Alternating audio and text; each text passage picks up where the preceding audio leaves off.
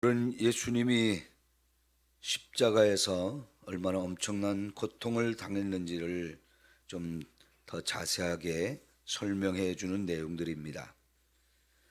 이 내용이 다윗이 자기의 경험들을 바탕으로 전체적으로는 쓰여졌지만은 특별히 이 부분에서는 다윗의 자기 경험보다는 예수님의 십자가 위에서의 그 고난들을 자세하게 우리에게 예언해 주고 있는 내용들입니다.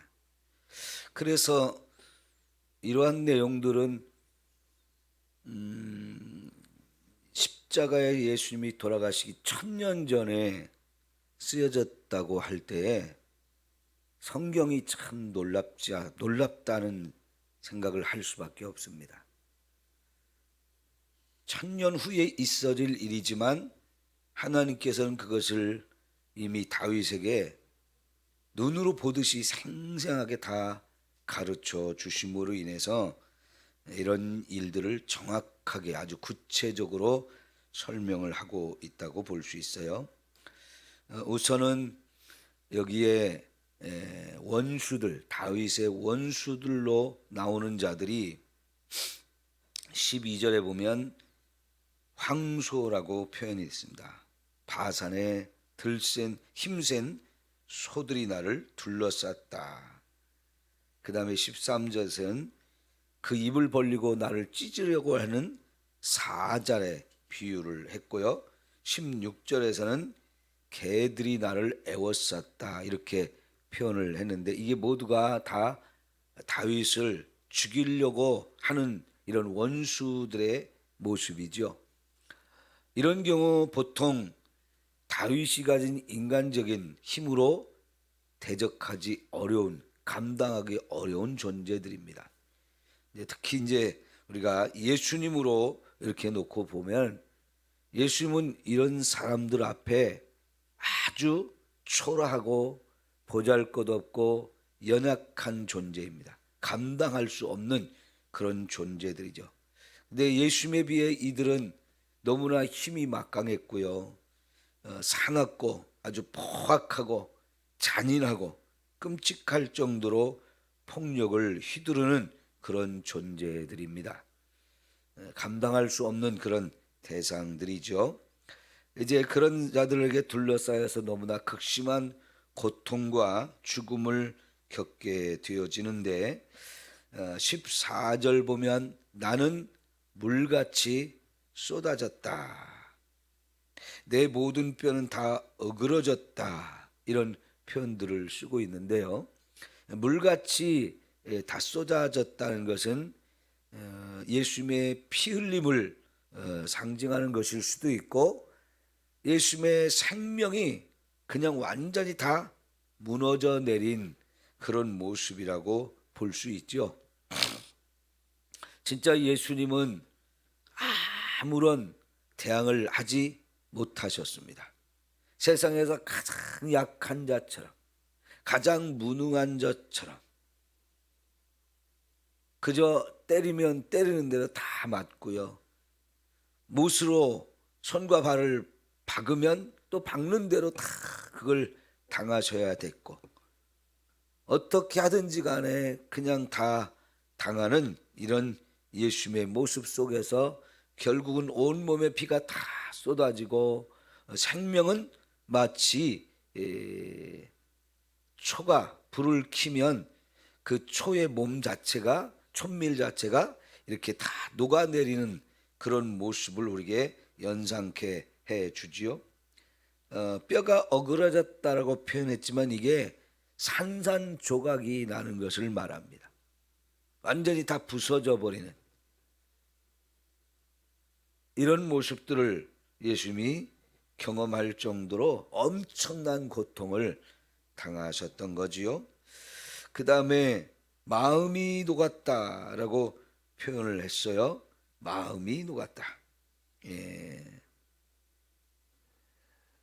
사람이 마음이 무너지면 어떻게 됩니까? 이제 뭐 더 이상 뭘 어떻게 할 수 없을 정도로 완전히 기진맥진해 버리고 탈진한 그런 상태라고 볼 수 있을 겁니다. 그리고 내 힘이 말라서 질그릇 조각 같고 내 혀가 입천장에 붙었나이다 그랬어요. 죽음의 진토 속에 나를 두셨나이다 그랬습니다. 완전히 이제 뭐 무너져 내려 버리고요. 입도 다 말라붙어서 입을 벌려 말 한마디 뱉을 수 없을 정도로 이제 완전히 탈진하고 힘이 빠져버린 그런 상태, 거의 이제 죽음 직전에 이른 예수님의 모습을 볼 수가 있는데요. 입 편장에 혀가 달라붙으면 이게 엄청난 갈증을 느끼게 되는 건데, 이런 갈증은 뭐 우리가 목이 마르다 이런 정도가 아니죠. 물과 피가 다 쏟아지니까 그 몸에 이제 탈수 현상이 나타나서 이게 입천장에 입이 꽉 달라붙어서 제대로 혀를 놀릴 수 없는 이런 상태까지 이르게 되는 거지요. 그리고 수족을 찔렀다. 이거야말로 결정적으로 예수님의 손과 발에 못이 박히고 창의 허리에 창으로 이렇게 찔러서 몸에 남아있는 피 한 방울까지 다 쏟게 만드는 거고요. 여러분, 손과 발에 못이 박히는 것은 그냥 단순히 손과 발에 못이 찔렸다가 아니고, 그런 상태로 높이 매달아 놓았기 때문에 이 손과 발, 이 세 개의 못으로 자신의 몸을 다 지탱해야 하는 엄청난 고통을 느낄 수밖에 없는 거지요. 여러분, 그냥 손을 오래 들고만 있어도 이게 엄청 아픈 건데요.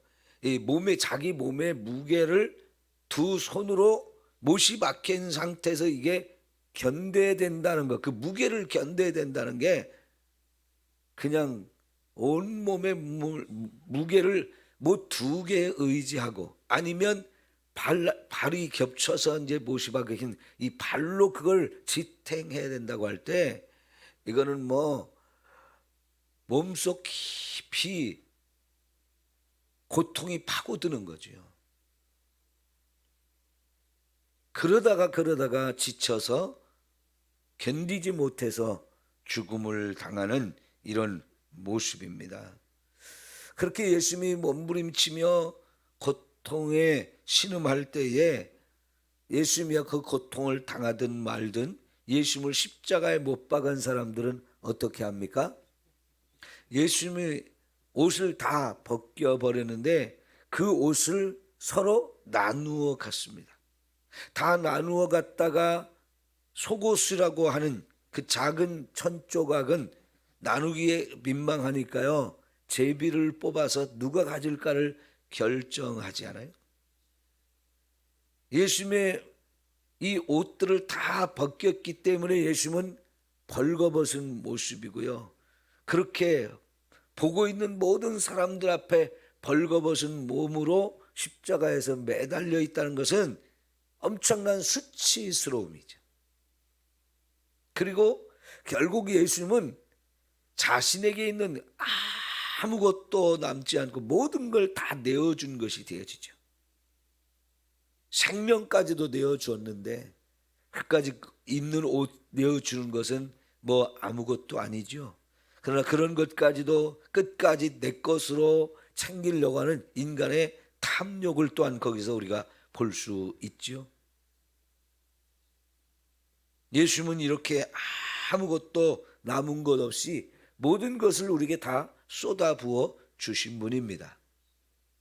이런 엄청난 희생과 고통 속에서 저와 여러분을 살려야 된다고 하는 것, 구원해야 된다고 하는 것, 우리의 죄와 죽음의 문제를 해결해야 된다는 것, 이거 한 가지만 생각하시고 끝까지 견디면서 죽음의 길로 가셨기에 저와 여러분의 구원이 완성되어진 줄 믿습니다. 예수님이 죽으면서 이렇게 엄청난 고통과 부끄러움과 수치를 다 겪어야 했던 이유가 뭘까요? 그만큼 저와 여러분의 죄가 많고 크다는 거죠. 이 죄에 대한 형벌입니다.